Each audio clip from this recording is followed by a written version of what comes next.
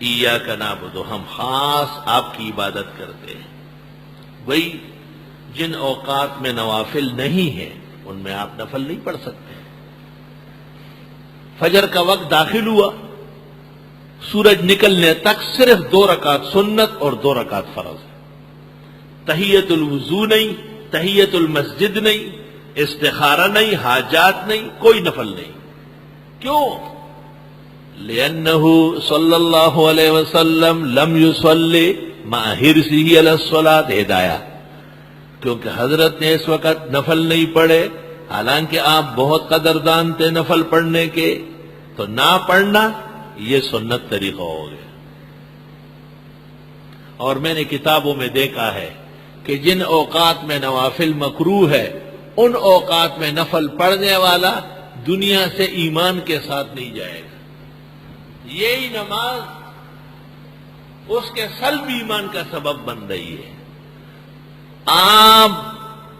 آب در کشتی ہلاکی کشتی ان، آب زیری کشتی پشتی کشتی ان، مولانا روم کہتے ہیں.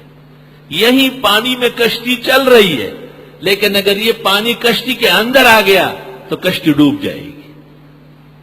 آب زیری کشتی پشتی کشتی ان، آب در کشتی ہلاکی کشتی ان. یہی نماز ہے جو اللہ کے ساتھ معراج ہے، مناجات ہے. لیکن یہی نماز ہے جو مومن کو بجائے ایمان کے بہت سی گناہوں کی طرف لے جائے گی، جب بغیر وضو کے ہو، بے وقت ہو، مکروہ گھڑیوں میں ہو. ایاک نعبد، اللہ اکبر. آج کل بعض جگہ شرارت شروع ہوئی ہے اور مغرب کی اذان کے بعد 1.5 منٹ کا وقفہ، 2 منٹ کا وقفہ، 3 منٹ کا وقفہ. یہ کیا وقفہ ہے؟ الوقف للشیطان، الفصل لرضائے شیطان وغضب الرحمن.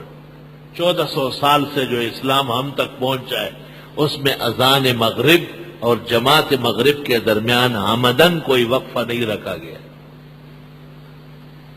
یہ یہود کے ساتھ مشابہت ہے، اور روافض جو یہود کا برانچ ہے وہ بھی 15 منٹ تاخیر کرتے ہیں، ان کے ساتھ مشابہت ہے.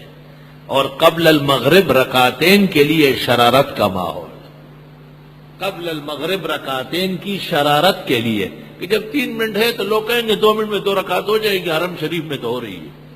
چلو شروع کر دیا آپ نے، شاباش.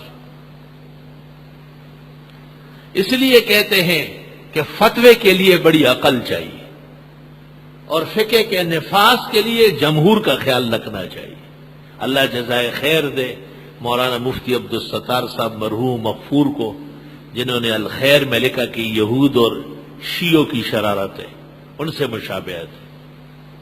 اور ہمارے محترم دوست مولانا جلال پوری کو، جنہوں نے جنگ کے صفحے میں صاف لکھا کہ یہ 1500 سال کے بعد خالص نیا ایجاد بندہ ہے اور اس کی کوئی حقیقت نہیں.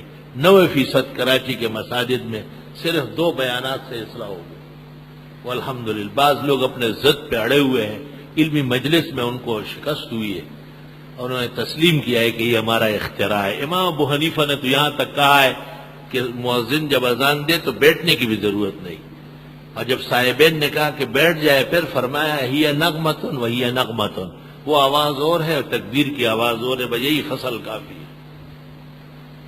بڑے فقہاء نے لکھا ہے کہ اگر اذان خانہ دور ہو اور مؤذن اذان خانے کے لیے میزانہ پہ چڑھتے تھے، مینار پہ، تو وہ پہلے سے اجازت دے دے کہ شاید میرے آنے میں دیر ہو، کوئی اور آدمی تکبیر پڑھ لے. اگر وقفہ جائز ہوتا تو کہتے کسی جلدی کی ضرورت نہیں ہے، وہ آ جائے گا. تو من اذن فہو یقیم، صحیح حدیث موجود ہے. لیکن فقہاء نے کہا ہے کہ نہیں، اتنے وقفے کی ضرورت نہیں.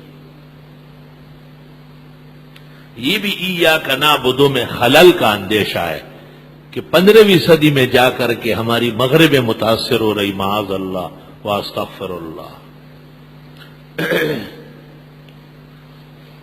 ترکیہ میں اور بعض ملکوں میں اس وجہ سے اذان باقاعدہ نہیں ہوتی، بس کسی مسجد سے اذان ہوتی ہے اور وہ بقیہ تمام مساجد میں ٹیپ لگے ہوئے ہیں، وہیں آواز نشر ہو جاتی ہے. ولا حول ولا قوت الا باللہ.